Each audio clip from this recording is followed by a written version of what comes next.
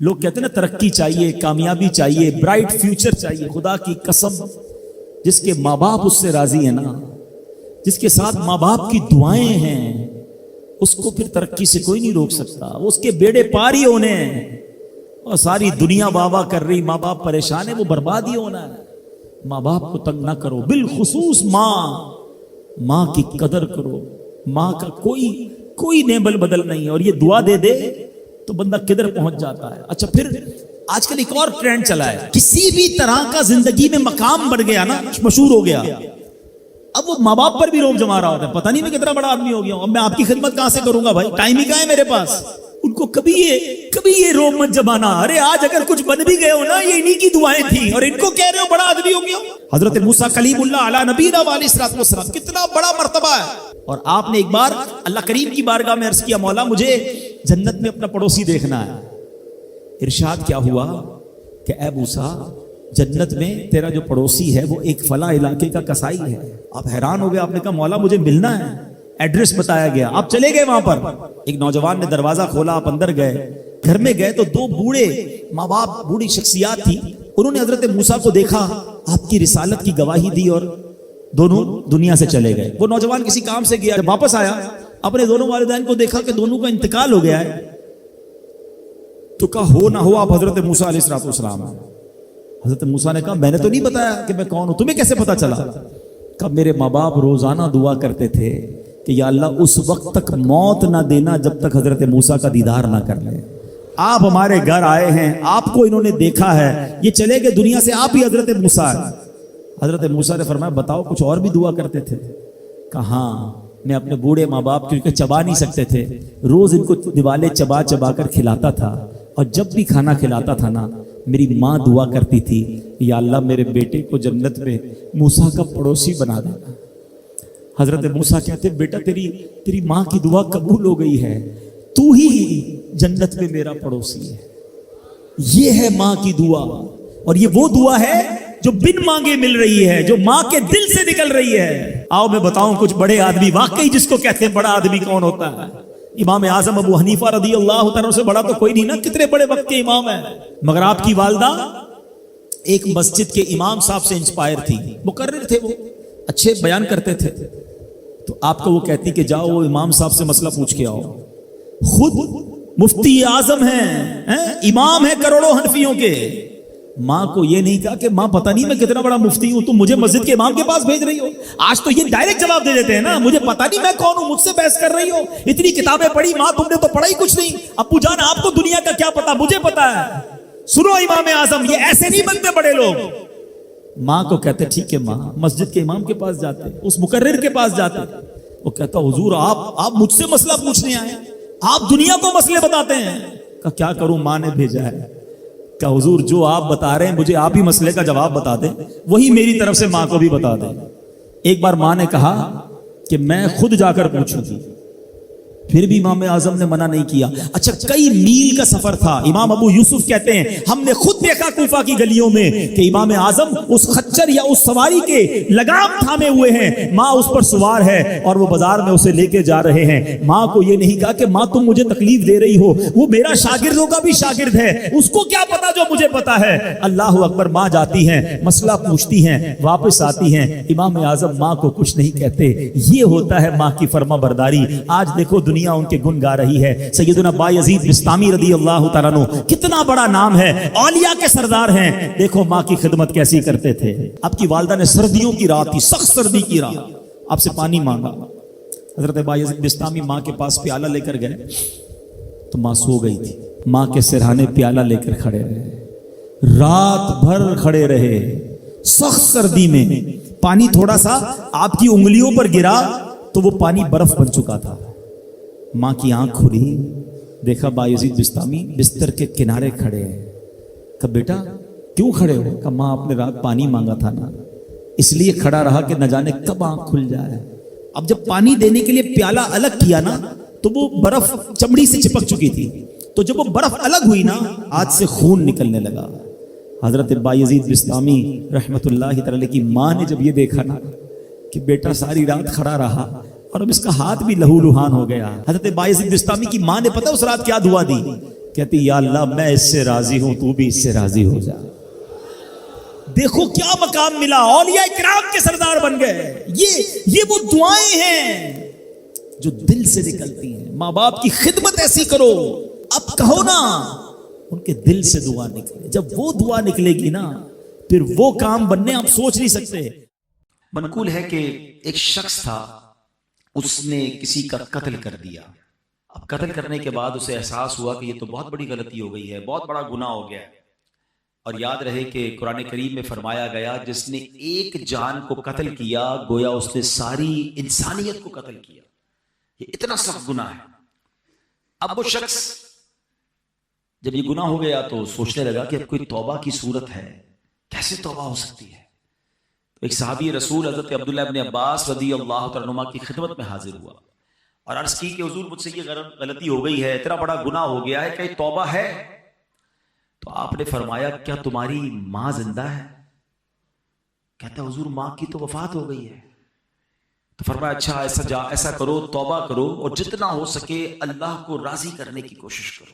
وہ بندہ تو چلا گیا، یقیناً اس زمانے میں ایسا کوئی معاملہ نہیں ہوگا، یا جو بھی اس کے اگلے کانسیکوینسز عدالتی نظام وغیرہ وہ یقیناً الگ معاملہ ہوگا۔ یہاں گناہ کی معافی کی بات ہو رہی ہے۔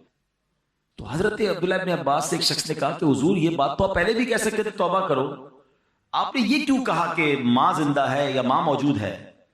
تو حضرت عبداللہ ابن عباس نے فرمایا کہ میری معلومات کے مطابق اللہ پاک کو راضی کرنے کا سب سے قریب ترین ذریعہ ماں کے ساتھ بھلائی کرنا ہے۔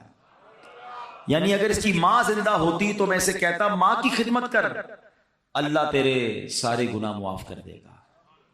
ایک بار اسی طرح ایک شخص نبی پاک علیہ السلام کی بارگاہ میں آیا، آ کر کہتا حضور میرے بڑے گناہ ہیں، بڑی خطائیں ہیں، میں بڑا گناہ گار، یا رسول اللہ کیا میری معافی ہو سکتی ہے، توبہ قبول ہو سکتی ہے؟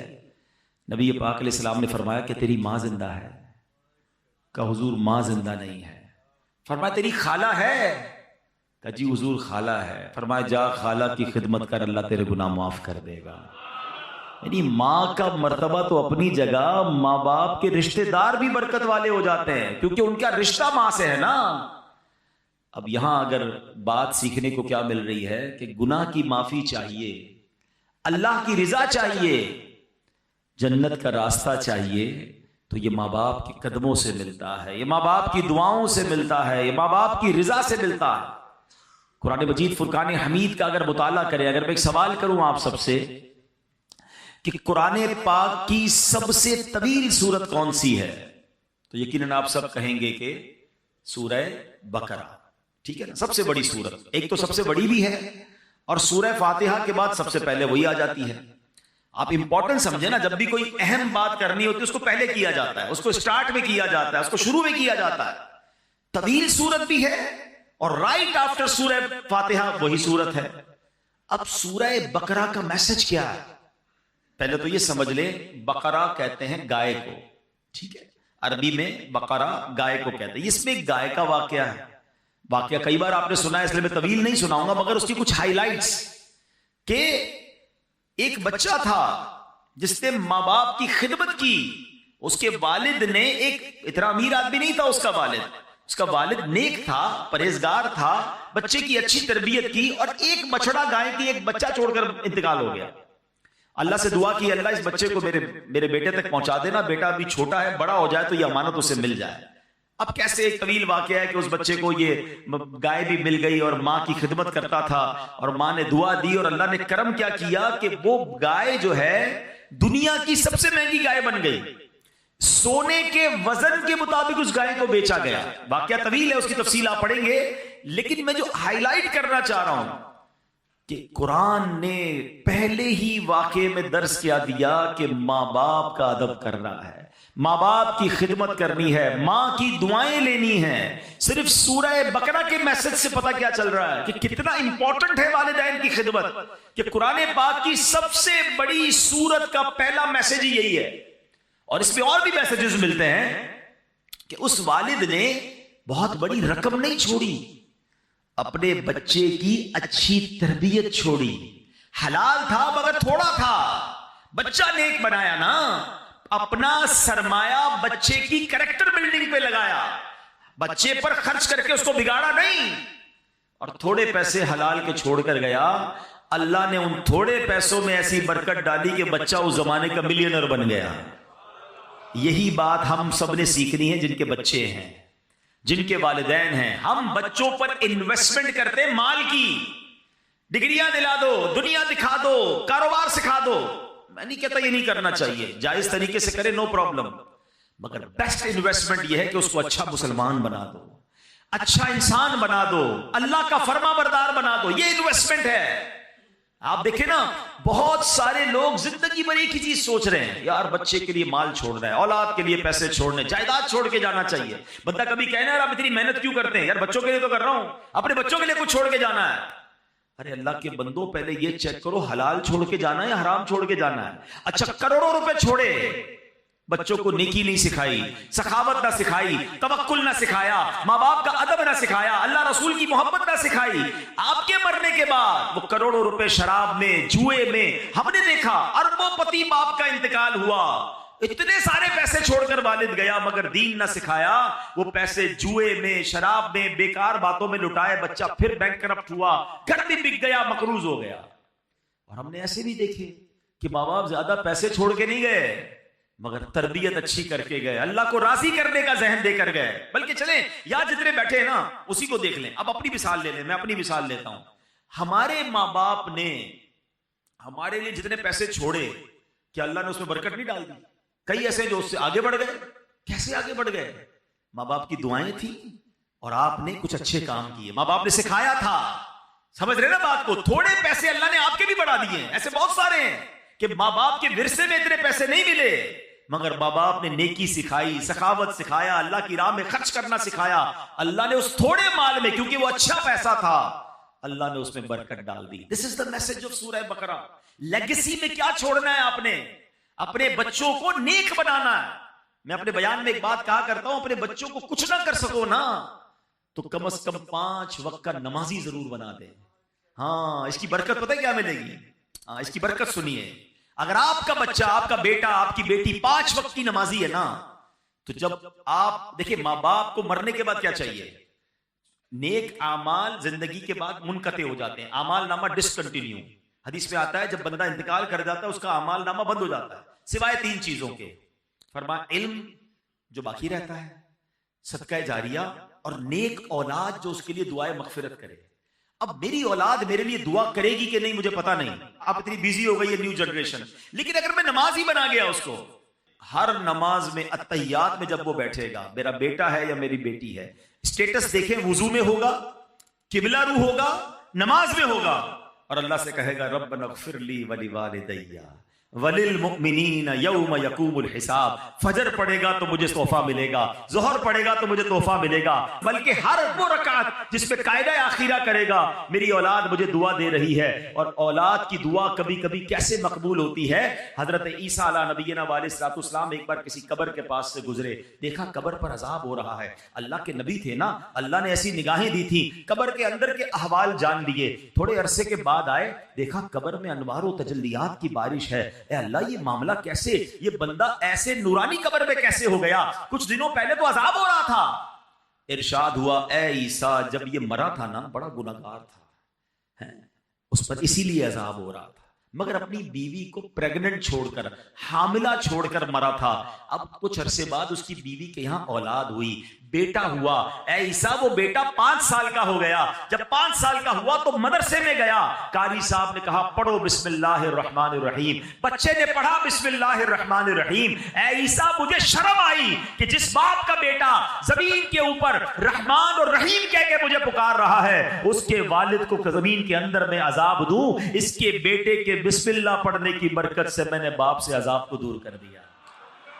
ہائے ہائے، مبارک ہو ان کو جن کے بچے حافظ ہیں، مبارک ہو ان کو جن کے بچے عالم ہیں، مبارک ہو ان کو جن کے بچے نمازی ہیں۔ ارے ایسی اولاد چھوڑ کے جانا ہے، جو مرنے کے بعد ہمارے لیے صدقہ جاریہ کا باعث بنے. سورہ بقرہ کا میسج ہی یہی ہے. پیسے چھوڑنے کی فکر چھوڑ دو. اگر اللہ نے اسے نیک بنایا ہے نا تو اس کو اللہ غیب سے مدد کر دے گا.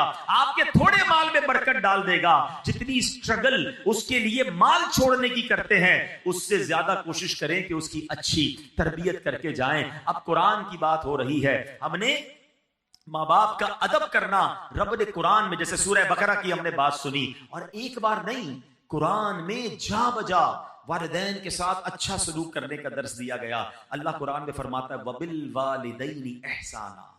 ترجمہ کنز العرفان اور ماں باپ کے ساتھ بھلائی کرو. اچھا قرآن پاک کا ایک بڑا خوبصورت اسلوب ہے, بہت پیارا اسٹائل ہے. کئی مقامات ایسے ہیں جہاں اللہ نے اپنی عبادت کا درس دیا, ساتھ ہی اس کے بالکل لگو لگ اللہ نے والدین کے ساتھ نیکی اور بھلائی کا حکم ارشاد فرمایا. ایک آیت میں فرمایا وَقَضَىٰ رَبُّكَ أَلَّا تَعْبُدُوا إِلَّا إِيَّاهُ وَبِالْوَالِدَيْنِ إِحْسَانًا. اور تمہارے رب نے حکم فرمایا کہ اس کے سوا کسی کی عبادت نہ کرو اور ماں باپ کے ساتھ اچھا سلوک کرو. 21ویں پارے میں فرمایا انشکر لی وَلِوَالِدَيْكَ کہ میرا اور اپنے والدین کا شکر ادا کرو. ایسا کئی مقامات پر ہے. اللہ نے اپنی عبادت کا ذکر کیا, رائٹ آفٹر اللہ نے والدین کے ساتھ بھلائی کا, والدین کے ساتھ شکر کا, والدین کے ساتھ اچھا برتاؤ کرنے کا حکم دیا. اے میرے پیارے اسلام, اس کی وجہ کیا ہے؟ ریزن سمجھنا ہے نا کہ اللہ نے بالکل اس کے ساتھ کیوں بیان فرمایا. مفتی احمد یار خان نعیمی علیہ رحمت الرحمان اس کی 2 وجہ بیان فرماتے ہیں. کہتے ہیں پہلی تو یہ کہ ماں باپ فیض الہی کا پہلا واسطہ ہے. ہاں یعنی بندے کو اللہ پاک کی جو بھی نعمتیں حاصل ہوتی ہیں نا وہ پیدائش کے بعد ملتی ہیں. یعنی میں پیدا ہوا تو پھر سب کچھ مجھے ملا نا. میں پیدا ہی نہ ہوتا, میرے ماں باپ نہ ہوتے تو میں پیدا ہی نہ ہوتا. آج میں دنیا میں ہوں کس کے سبب سے ہوں؟ ماں باپ کے سبب سے ہوں. اچھی صورت ہے, دولت ہے, عزت ہے, شہرت ہے, رزق ہے, نعمت ہے, سانس ہے, واٹ ایور مجھے اللہ کی نعمتیں ملی جب میں دنیا میں آیا. تو ماں باپ واسطہ ہیں کہ ان کے ذریعے میں دنیا میں آیا. تو سبحان اللہ یہ ساری نعمتیں ملنے کا ایک واسطہ تو والدین اس طرح ہو گئے. دوسری بات مفتی صاحب فرماتے ہیں کہ ماں باپ کے جو ہم پر احسانات ہوتے ہیں نا, جو انعامات ہیں, ان انعامات اور احسانات میں ایک بڑی خوبصورت مشابہت اللہ پاک کے احسانات کے ساتھ ہے. اب وہ کیا ہے؟ اللہ پاک اپنے بندوں کو پالتا ہے, نعمتیں عطا فرماتا ہے, بارش برستی ہے, پھول کھلتے ہیں, سبزے اگتے ہیں, دانے لگتے ہیں, اناج بنتا ہے. یہ سارا نظام زندگی اللہ پاک نے بنایا کس کے لیے؟ اپنے بندوں کے لیے. کیا معاذ اللہ اس میں اللہ کی کوئی لالچ ہے؟ اللہ کو ہم سے کچھ چاہیے؟ بے لالچ عطائیں ہیں نا اس کی. اللہ نے قرآن میں فرمایا ما اريد منهم من رزق وما اريد ان يطعمون ان اللہ هو الرزاق ذو القوة المتین. ترجمہ کنز العرفان میں ان سے کچھ رزق نہیں مانگتا اور نہ یہ چاہتا ہوں کہ وہ مجھے کھانا کھلائیں. بے شک اللہ ہی بڑا رزق دینے والا, قوت والا, قدرت والا ہے. اللہ بانٹتا ہے, اللہ عطا کرتا ہے, اللہ کو ہم سے کوئی طلب نہیں. یہ اللہ کی شان ہے. مگر اللہ نے ماں باپ کو کیسا بنایا ہے کہ ماں باپ بچے سے لالچ نہیں کرتے. ماں باپ کو کوئی لالچ نہیں ہوتی کہ اس کو کھلائیں پلائیں, اپنے پیٹ کاٹ کے اس کو بڑا کریں, اس کو سردی گرمی سے بچائیں, اس کو جناب دوائیں دلائیں. بعض اوقات بچے بڑے ہو کر کوئی ماں باپ کی خدمت نہیں کرتے. لوگ ہو سکتا ہے کسی کے ذہن میں خیال آئے کہ جناب آج کل تو ماں باپ بچے کو اس لیے پالتے بڑا ہو کے کما کے دے گا. ارے مجھے بتاؤ اگر یہ بات ہے تو پھر معذور بچوں کو ماں باپ کیوں پالتے ہیں؟ ماں باپ کا پیار بے لالچ ہے. دنیا میں جو بے لوس پیار ہے, انکنڈیشنل لو اگر کوئی کرتا ہے تو وہ ماں باپ کرتے ہیں. میں نے بڑی پیاری بات پڑھی, دنیا میں ایک ہی بندہ ہے ہماری اور آپ کی زندگی میں, ایک ہی بندہ ایسا ہوتا ہے جو یہ چاہتا ہے کہ یہ مجھ سے بھی آگے بڑھ جائے. اور پتہ ہے کون ہوتا ہے؟ وہ ہمارا والد ہوتا ہے. والد ہمیشہ یہ چاہتا ہے کہ میں جہاں تک پہنچا ہوں نا میرا بیٹا اس سے آگے پہنچ جائے. دنیا میں اور کون چاہتا ہے بھائی آگے بڑھ جائے؟ اتنا انکنڈیشنل پیار ماں باپ کرتے ہیں, اپنی تکلیفیں اپنی. اچھا پھر ماں باپ کو اللہ نے کیسا پیارا رشتہ ہمیں کیسا دیا اگر ہم سمجھے نا. ہم جب پیدا ہوئے نا, آپ کے گھر میں بھی بچے پیدا ہوئے ہوں گے, اچھا میری باتیں ان کو جلدی سمجھ آئیں گی جو اب خود ماں باپ بن گئے. ہمیں بھی یہ اس وقت سمجھ نہیں آتی تھی, جب خود ماں باپ بنے تو اب زیادہ سمجھ آئی. بچہ پیدا ہوتے ہی سب سے زیادہ فریجائل ہوتا ہے بچہ, بالکل جس کو کہیں چھوئی موئی ہوتا ہے نا, کتنی بیماریاں اس پہ حملہ آور ہو رہی ہیں. اب اس بچے کو 2 خادم چاہیے 24/7, چھٹی نہیں ہے ان خادمین کی. جو اس کی باڈی ہے نا، اس کی ریکوائرمنٹ کیا ہے کہ اس کو 2 ایسے خادم چاہیے. ایک خادم وہ چاہیے جو اس کے ساتھ ہر وقت چپکا رہے، اس کی گندگی صاف کرے، اس کو کپڑے پہنائے، اس کی مالش کرے، اس کو تیل لگائے، اس کو کھانا کھلائے، دودھ پلائے، واٹ ایور اس کی نیڈ ہے، سونا جاگنا اسی کے ساتھ. تبھی وہ بچہ آہستہ آہستہ گرو کرے گا. اور دوسرا خادم اس کو وہ چاہیے کہ جو اپنا مال خرچ کرے، اپنے پیٹ، کیونکہ تمام چیزوں کے لیے پیسے چاہیے گے. اللہ نے دیکھے ماں باپ کے دل میں کیسی محبت ڈالی ہے کہ ماں بچے کے پیدا ہوتے اس کی خادمہ بن جاتی ہے. دنیا میں پیسوں سے ایسی خادمہ نہیں مل سکتی جیسی اللہ نے ماں جیسی، اس کے دل میں اتنی محبت ڈال دیتا ہے رب کہ وہ اب بچہ روئے تو یہ جاگتی ہے، وہ تڑپے تو یہ تڑپتی ہے. ارے اس کے رونے میں اسے پتہ چل جاتا ہے کہ پیٹ میں درد ہو رہا ہے یا کان میں درد ہو رہا ہے. اور والد کیسا بے لوس خرچ کرتا ہے کہ آدھی رات کو ہاسپٹل لے جانا ہے، آدھی رات کو ماں کہتی بچے کے لیے دودھ لے کر آؤ، فلاں دوائی لے کر آؤ، وہ سارے کام چھوڑے گا، اپنے دودھ پیتے بچے کے لیے یہ سب چیزیں کرتا ہے. سوچے یہ دل میں ڈالا کس نے؟ یہ اللہ نے میری اور آپ کی پرورش کا انتظام کیا ہے. یہ ماں باپ کے احسان ہیں ہم پر جو انہوں نے ہمارے ساتھ بچپن سے اب تک کیے. اور جب ہی رب فرماتا ہے شکر ادا کرو میرا اور شکر ادا کرو اپنے والدین کا. اے میرے پیارے اسلامی بھائیوں، نبی پاک علیہ الصلوۃ والسلام کی بارگاہ میں عرض کی گئی یا رسول اللہ سب سے فضیلت والا عمل کون سا ہے؟ یہ بہت سارے اسلام میں بیٹھے ہیں اور ماشاءاللہ نیک نمازی ہیں، نیکی کرنے کا جذبہ بھی ہوتا ہے، ہم بھی چاہتے ہیں کہ فضیلت والا عمل بتا دیں. ایک صحابی رسول نے سوال کیا یا رسول اللہ سب سے زیادہ فضیلت والا عمل کون سا ہے؟ فرمایا الصلاۃ علی وقتہا، یعنی نماز کو اس کے وقت پر ادا کرنا. پھر پوچھا یا رسول اللہ اس کے بعد دوسرا سیکنڈ پسندیدہ عمل؟ فرمایا ثم بر الوالدین، اس کے بعد والدین کے ساتھ بھلائی کرنا سب سے پسندیدہ ہے. یہ اتنی بڑی نیکی ہے، یہ پسندیدہ عمل پہ بھی ٹاپ لسٹ پر ہے. تو اے میرے پیارے اسلامی بھائیوں، ہمیں اپنے ماں باپ کے ساتھ اچھا برتاؤ کرنا ہے. اچھا بعض اوقات آج کے زمانے میں فاسٹ لائف ہو گئی، یہ نہیں پتا چلتا کہ میں کیا کر لوں تاکہ مجھے یہ اطمینان ہو جائے کہ میں والدین کا فرما بردار ہوں. میرے پر والدین کے حقوق کیا ہیں؟ مجھے کوئی لسٹ بتا دیں، مجھے کوئی چیک لسٹ دے دیں تاکہ میں چیک کر لوں کہ میں یہ کام کر رہا ہوں کہ نہیں. اپنے طور پہ میں سمجھ رہا ہوں میں بڑی خدمت کر رہا ہوں، میں ماں باپ میرے مجھ سے سیٹسفائی ہیں، کہیں ایسا نہ ہو کہ میں گناہ گار ہوں. تو آج میں کچھ والدین کے حقوق بیان کرتا ہوں جو علماء کرام نے بیان کیے. اب ذرا غور کیجئے والدین کے ساتھ نیک سلوک کرنا کیسے ہے. سب سے پہلے تو یہ بات ذہن میں بٹھا لیں کہ والدین کے حقوق کی گنتی بھی نہیں ہو سکتی، اتنے حقوق ہیں. اعلیٰ حضرت امام اہل سنت کی خدمت میں سوال ہوا کہ ماں باپ کے حقوق کتنے ہیں؟ سیدی اعلیٰ حضرت امام اہل سنت نے کمال کا جواب دیا. فرمایا والدین کے اتنے حقوق ہیں کہ پورے کرنا ناممکن ہے. یہاں تک کہ اگر والدین وفات پا جائیں اور بیٹا انہیں دوبارہ زندہ کرنے کی طاقت رکھتا ہو تو دوبارہ زندہ کرے، یہ بھی ان کے حقوق میں شامل ہے. تو یہ تو کر ہی نہیں سکتے ہم تو ان سے پیدا ہوئے ہیں نا، ہم ان کی وفات کے بعد ان کو پیدا نہیں کر سکتے، زندہ نہیں کر سکتے. حقوق کا عالم یہ ہے. مگر اب علماء کرام فرماتے کہ لسٹ بھی بہت بڑی، کاؤنٹ بھی نہیں ہو سکتی، مگر چند باتیں اگر کوئی ان پر عمل کر لینا تو یہ والدین کے ساتھ بھلائی کرنے والا کہلائے گا. اب غور سے یہ چیک لسٹ، جتنے نوجوان خوش نصیب ہیں یقین کرے جن کے ماں باپ آپ کے پاس ہیں، پوچھئے ان سے جن کی ماں چلی گئی، پوچھئے ان سے جن کے والد چلے گئے. ہم ہر سال یہاں جب جمع ہوتے ہیں تو والدین کی یاد یقیناً اور تازہ ہو جاتی ہے. ماں باپ کے بغیر زندگی بہت بے رنگ ہو جاتی ہے. دکھ میں، سکھ میں، خوشی میں، غم میں، ہر وقت ماں باپ یاد آتے ہیں. اور اگر آپ کے پاس ہیں تو آپ بہت لکی ہیں. آؤ میرے بچوں، آؤ میرے نوجوانوں، سن لو کہ شریعت کیا سکھا رہی ہے کہ ماں باپ کے حقوق کیا ہیں. پہلا حق، شریعت کے دائرے میں رہتے ہوئے والدین کی ہر بات ماننا. یہ پہلا حق ہے، یعنی والدین کی ہر بات ماننی ہے. جو وہ کہہ دیں فوراً لبیک کہتے ہوئے ان کے حکم پر عمل کر گزرنا ہے. ایسے بہت سارے کام ہیں کہ جو عام حالات میں جائز کی حد تک ہیں، والدین کا حکم ہو جائے تو اب یہ واجب ہو جائیں گے. مثلا کھانا کھانا جائز ہے، لیکن اگر ماں باپ حکم فرما دے کہ کھاؤ، کھانا پڑے گا، تو اب یہ لازم ہو جائے گا، یہ واجب ہو جائے گا. اللہ اکبر، نہیں کھائے گا تو گناہ گار ہوگا. حلال کام تھا، جائز تھا، ماں باپ کا حکم آ گیا، اب نہیں ٹال سکتا. باہر شریعت میں ہے کہ بیٹا پردیس میں ہے، ابراڈ ہے، والدین اسے بلاتے ہیں تو آنا ہوگا. فون کر کے خط لکھنا کافی نہیں، یوں ہی والدین کو اس کی خدمت کی حاجت ہے تو آئے بھی اور آ کر خدمت بھی کرے. یہ ہے ماں باپ کے حقوق. اب یہاں بعض اوقات کیا ہوتا ہے کہ ماں باپ علم دین سے دور ہوتے ہیں تو ماں باپ شریعت کے خلاف حکم دیتے ہیں.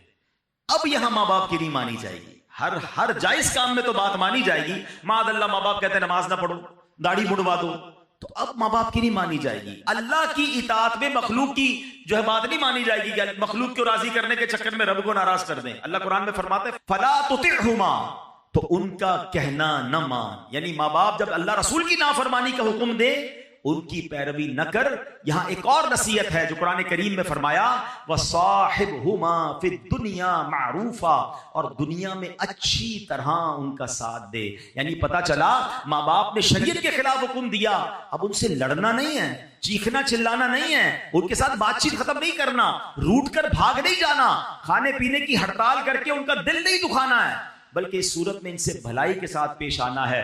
یعنی امی کہتی ہے بیٹا داڑھی منڈوا دو، اب ماں سے لڑے بغیر ہاتھ جوڑ کر کہنا ہے اے امی میں اللہ رسول کی نافرمانی نہیں کر سکتا، برائے کرم مجھے یہ حکم نہ دیں، باقی کوئی حکم ہو تو فرمائیں. پیار سے محبت سے اس وقت بھی پیش آنا ہے. اے میرے پیارے اسلامی بھائیوں، اب دوسرا حق یہ ہے کہ ماں باپ کے حکم کو نفل عبادت سے زیادہ اہمیت دینا.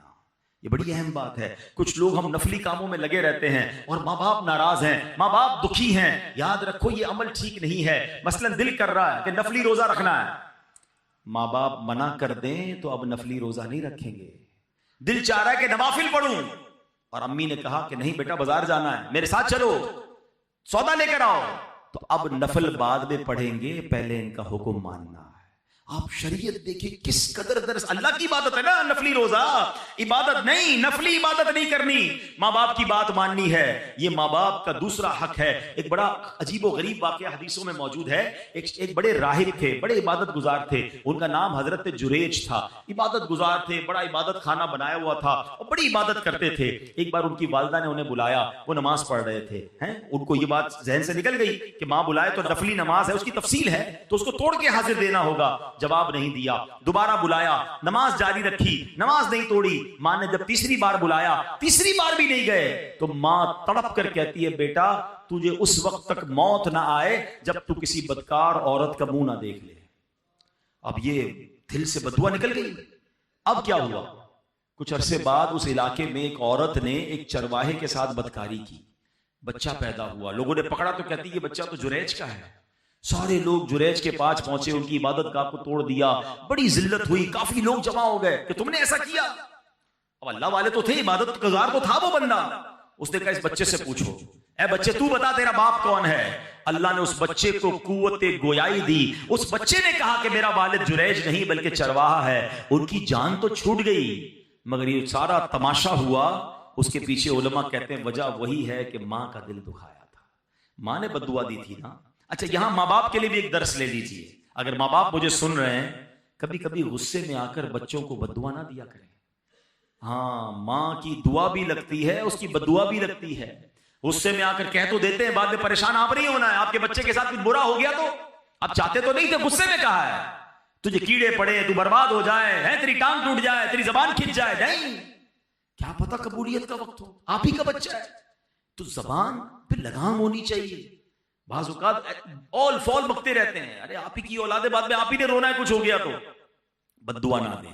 اور بچوں کے لیے درس کیا ہے کہ ماں باپ کا کبھی دل نہ دکھائیں، ان سے صرف دعائیں لیں. خدا کی قسم اس بندے کو کامیابی سے کوئی نہیں روک سکتا جس کے ساتھ ماں باپ کی دعائیں ہیں. وہ ترقی کرے گا. اور جس سے ماں باپ ناراض ہے نا، اس کو برباد ہونے سے بھی کوئی نہیں روک سکتا. یہ ہمیشہ یاد رکھیں، اپنے ماں باپ کی دعائیں لینی ہیں. ہاں اب یہ نفل نماز توڑنے کا جو مسئلہ ہے، یہ بڑی لمبی چوڑی تفصیل ہے، یہ آپ دارالفتہ سے مزید معلومات کر لیجئے گا. اب مسئلہ کیا ہے کہ والدین اگر کسی مصیبت میں ہیں، معاذ اللہ سیڑھی سے گر گئے ہیں، ایمرجنسی کی کیفیت ہے، تو اب تو چاہے فرض نماز پڑھ رہا ہو، وہاں سے پتہ چلا کہ ماں گر گئی ہے، ہاسپٹل لے جانا ہے یا کوئی ایمرجنسی ہے، تو فرض نماز بھی توڑ کر ماں کی خدمت کرنی ہوگی. ہاں ایسی ایمرجنسی نہیں ہے تو اب ماں کی پکار پر فرض نماز نہیں توڑ سکتے. ہاں نفل نماز پڑھ رہے ہیں اور امی ابو کو معلوم بھی نہیں کہ بیٹا نفل پڑھ رہا ہے، ایسی حالت میں وہ آواز دیں تو نفل نماز توڑ کر ان کی خدمت میں حاضر ہو جانا ہے. اور اس کی مزید ایک تفصیل بھی ہے، لیکن بتانا یہ چاہ رہا ہوں کہ سوچیں ماں باپ کا لیول کیا ہے، ہم پر ذمہ داری کتنی بڑی ہے کہ ہم ان کی اطاعت کریں. اے میرے پیارے اسلامی، تیسرا ماں باپ کا حق کیا ہے کہ ان پر خرچ کریں، ان کے کھانے پینے کا بہترین انتظام کریں, جوتے کپڑے وغیرہ خرید کر دیں, حسب استطاعت پھل وغیرہ پیش کرنا, بیمار ہو تو اچھے ڈاکٹر سے چیک اپ کروانا, دوائیں وغیرہ مہیا کرنا, غرض جتنا ہو سکے اپنا مال ماں باپ پر خرچ کرنا ان کے حقوق میں شامل ہیں. روایات میں ہے ایک شخص اپنے والد کو خرچ پیش نہیں کرتا تھا, نبی پاک علیہ السلام کی بارگاہ میں آیا, فریاد کی, التجا کی. سرکار دو عالم علیہ السلام نے جب اس کی باتیں سنی, آقا علیہ السلام کی آنکھوں میں آنسو تھے, جلال مبارک میں آ گئے اور اس شخص سے فرمایا انت و مالک لابیکا, تم خود اور تمہارا سارا مال تمہارے والد ہی کا ہے. یعنی بیٹا تو بیٹا, بیٹے کا سب کچھ والد کا ہے. اور بدقسمتی کیا ہے کہ آج بیٹا باپ سے کہتا ہے یہ میرا ہے, یہ میں نے کمایا ہے, ابو آپ کا تھوڑی ہے, آپ تو اتنا دیا تھا, آپ کا اپنا کاروبار, میرا اپنا, میں نے محنت کی.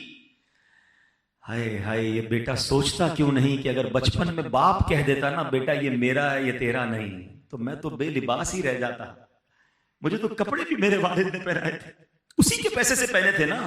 ایک اور بات یاد رکھنا, ہم ماں کا بڑا ریگارڈ کرتے ہیں, واقعی ماں ہی ہوتی ہے, ماں کا نعم البدل نہیں.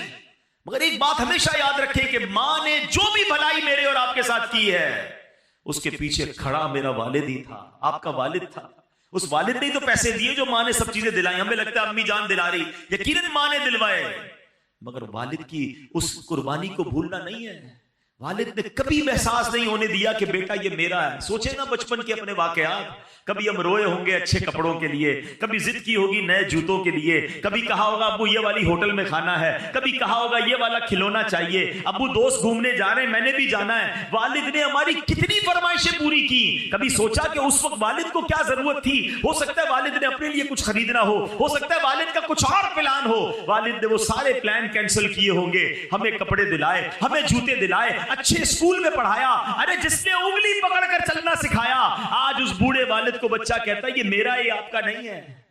ارے اس کا دکھ تو سوچو کیا ہوتا ہوگا. کیا اس کو بچپن کی وہ باتیں یاد نہیں آتی ہوگی کہ جب یہ بول نہیں سکتا تھا, جب یہ کھا نہیں سکتا تھا, میں اس کا انتظام کرتا رہا, اور آج یہ مجھے کہہ رہا ہے.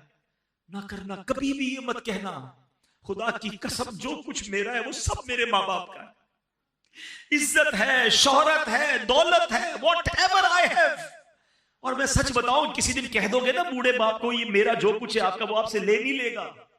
باپ کیا کرے گا لے کر, ماں کیا کرے گی لے کر, لیکن جتنے دن وہ آپ کے پاس ہیں ان کو آنر تو دیں, ان کو عزت تو دیں, ان کو یہ احساس تو دلائیں. کبھی تو کہو کہ ابو آج میں جو کچھ ہوں وہ آپ کی وجہ سے ہوں, اے میری ماں آج جو کچھ میرے پاس ہے وہ سب تمہاری دعاؤں کی وجہ. کبھی کہے تو صحیح انہیں. ماں کو گن گن کے پیسے دیتے ہیں, اور کیوں مانگتی ہے ماں, بار بار کیوں مانگ رہی ہے, کیا ہو گیا, خرچہ کیوں کر رہی ہے؟ ماں سے حساب لوگے یار. میں آپ کو صحیح بتاؤں, خدا کی قسم اس اولاد کے بھاگ جاگتے ہیں جس کو ماں باپ پر خرچ کرنے کا موقع ملتا ہے.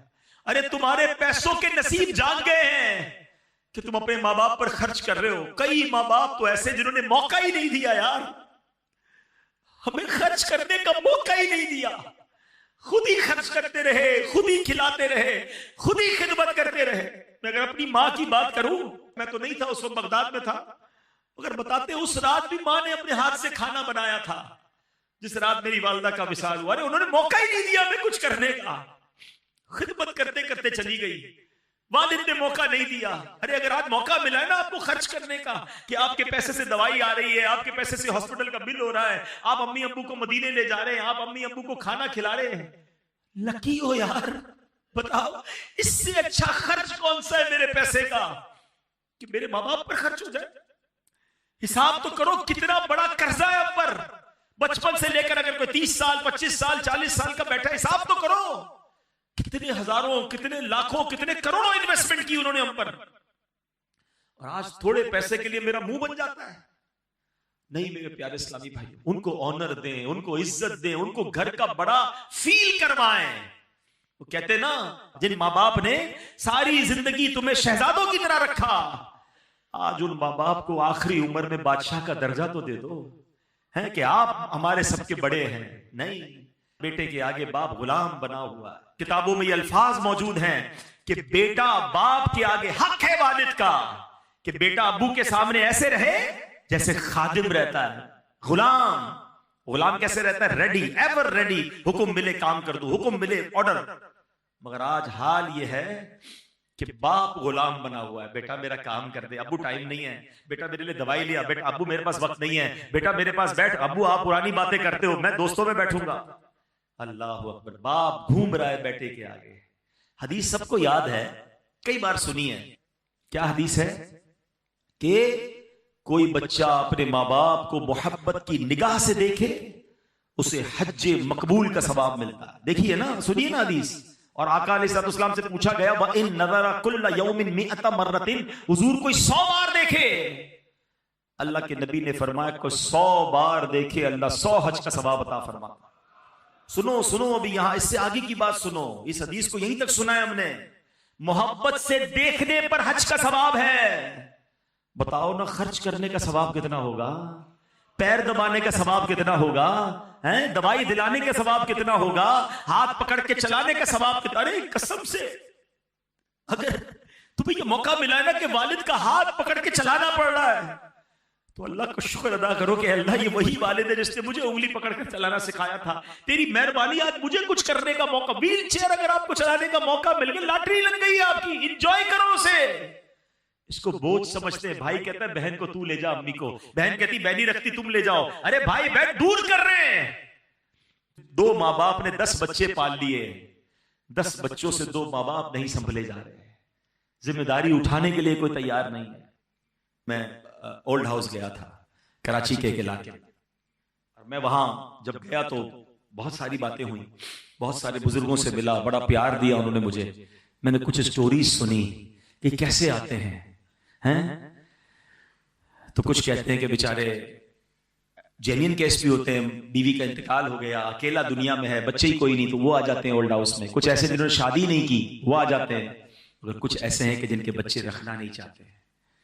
بچے کہتے ہیں ہم نہیں سنبھال سکتے اپنے والد کو, آپ لے لیجئے. وہ اولڈ ہاؤس میں آتے ہیں. مگر ایک بات مجھے کل سیکھنے کو ملی جو ادھر لگ گئی. میں نے اولڈ ہاؤس کے جو محتمم تھے نا, جو ان کے ہیڈ تھے, میں نے ان سے پوچھا یار یہ بتاؤ کچھ کوئی لوگ ملنے بھی آتے ہیں؟ کہتا حبیب بھائی میں نے اکثر دیکھا ہے بیٹیاں ملنے آتی ہیں, بیٹے نہیں آتے. میں نے کہا کیوں؟ کہتے بیٹیاں بیچاری شادیاں ہو گئی ہیں, سسرال میں اپنے والد کو رکھ تو نہیں سکتی ہیں, مگر باپ کی یاد ان کو آتی ہے. تو مجھے کل احساس ہوا کہ یار واقعی بیٹی جو ہے نا وہ باپ کے ساتھ آخر تک چلتی ہے, وہ باپ سے اب بہت محبت کرتی ہے. اور لوگ بیٹی کو برا بھلا کہتے ہیں, بیٹی پیدا ہو جائے تو اپنی بیوی سے لڑتے ہیں, یہ بیٹی پیدا ہو گئی, منہ بن جاتا ہے. ارے اللہ کے بندوں, سرکار دو عالم علیہ السلام کی وہ حدیث تو یاد کرو کہ نبی پاک فرماتے بیٹیوں کو برا مت کہو, بے شک میں بھی بیٹیوں والا ہوں. مبارک ہونے جن کے پاس بیٹیاں ہیں. بیٹیاں تو باپ کے دل کے قریب ہوتی ہیں. اولڈ ہاؤس والے کہتے ہیں بچیاں آتی ہیں ہفتے میں ایک بار, اپنے بچے بھی لے کر آتی ہیں اور کہتی یہ تمہارے نانا ہیں, یہ ہمارے ابو ہیں, آؤ ان سے ملتے ہیں. مجبور ہیں اپنے گھر لے جا نہیں سکتی, مگر بیٹوں کے پاس ٹائم نہیں ہے. وہ کیسی اولاد ہے ذرا سوچے نا, جو بڑھاپے میں ماں باپ کو دکھ دے رہی ہے. یقین کرے اس سے بڑی بربادی کوئی نہیں ہے. ارے ماں باپ کی خدمت کر لو, جنت, اور جنت بھی کہاں ملے گی. کتنی بار واقعہ سنا ہے کہ حضرت موسیٰ علیہ نبینا علیہ السلام نے اللہ سے پوچھا مولا مجھے جنت میں اپنا پڑوسی دکھا. حضرت موسیٰ کون ہے؟ کلیم اللہ, جن کا سب سے زیادہ قرآن میں ذکر ہے.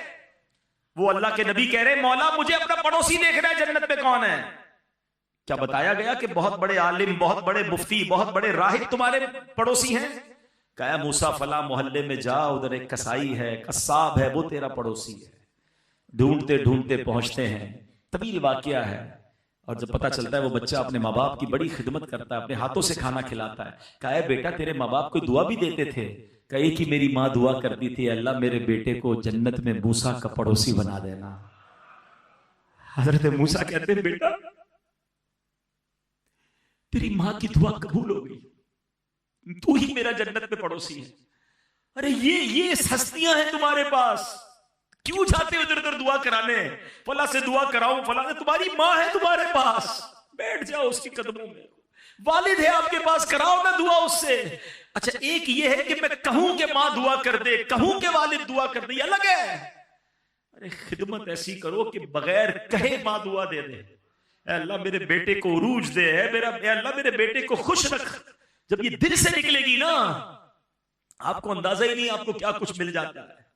اور سچی بات تو یہ ہے کہ آج تک جو ملا ہے نا, ابھی بھی آپ کے پاس جو کچھ ہے اور جو میرے پاس ہے, یہ انہی کی دعائیں ہیں. ارے میری اوقات کیا ہے, اگر آج دنیا جانتی ہے، اگر آج ہماری کوئی عزت ہے، جو ہمارے پاس دولت ہے، یہ اسی ماں کی دعا ہے جو اکیلے میں بیٹھ کر اللہ سے مانگتی تھی.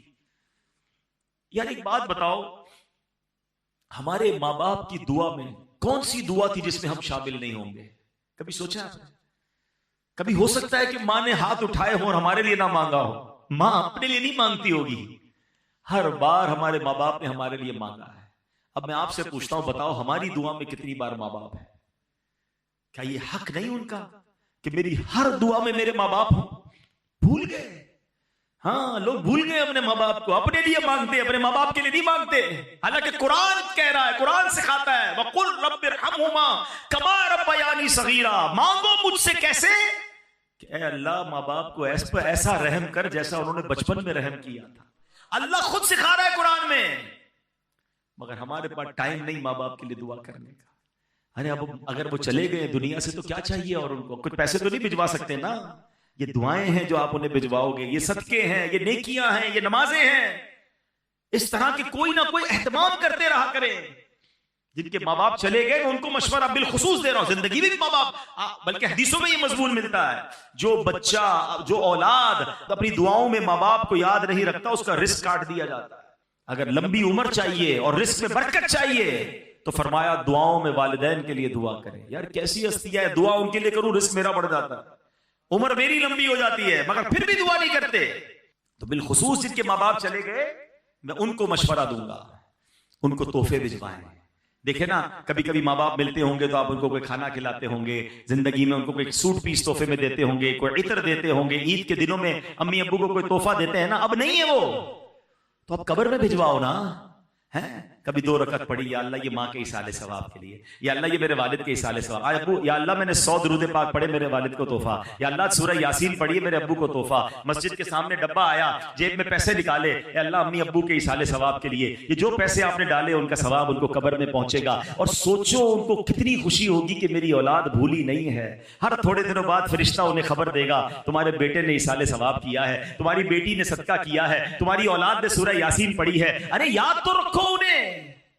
اور میں آپ کو ایک اور بات بتا دوں، جو مرنے کے بعد اپنے ماں باپ کو یاد رکھتا ہے نا، اس کے مرنے کے بعد اس کی اولاد بھی اسے یاد رکھے گی.